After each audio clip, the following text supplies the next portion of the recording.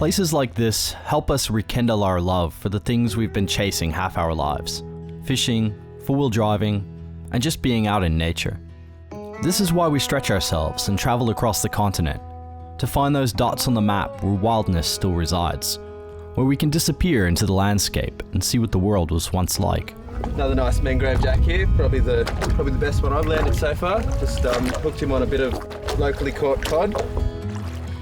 By this point, we weren't fishing for dinner. We'd given that up hours ago and gone back to catch and release.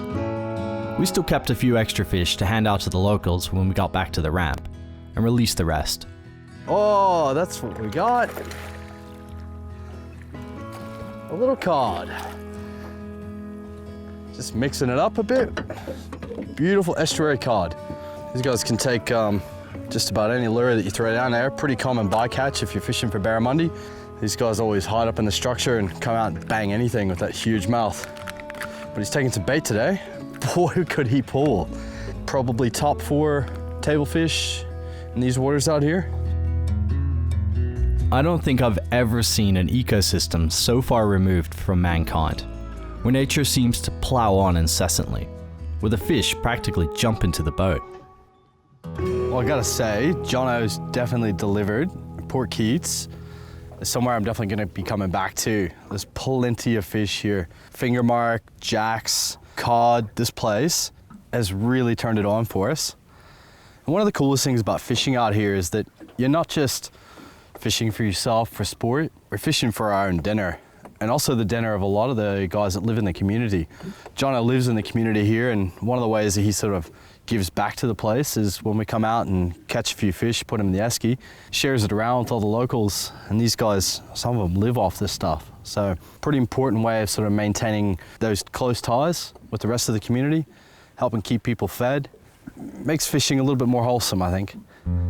Heading back into town after a day catching an esky full of fish, I couldn't help but begin to reflect on this place, on what it means to me, what it has meant to mankind over 50,000 years.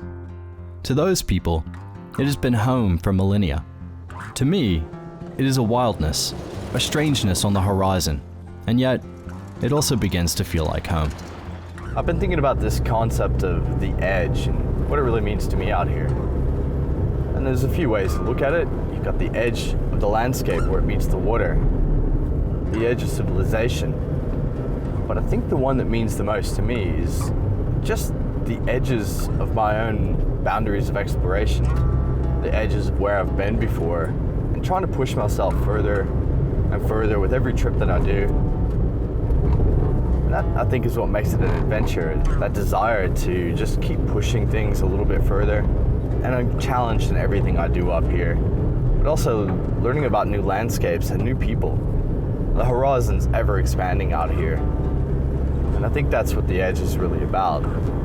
It's about pushing my own boundaries, pushing myself far beyond where I've been before, and seeing what happens. Home and the edge, they are slowly slipping into one another, becoming one hazy wholeness on the edge of the horizon. What is home?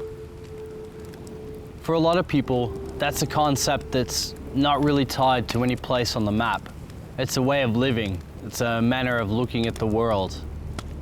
For some people, it's the open road, or sitting next to a campfire under the Milky Way. I think my home is probably best described as sitting on a beach, under the stars, the waves crashing on the shore. We're out in the middle of an outback desert where the stars actually run straight down into the horizon. Home can be anywhere. It can be that feeling of apprehension that you get as you start the four-wheel drive and point the bonnet west towards who knows what. Home can be where your family is, where your loved ones are. It can be a smell in the air. Don't think it really matters what home means to you.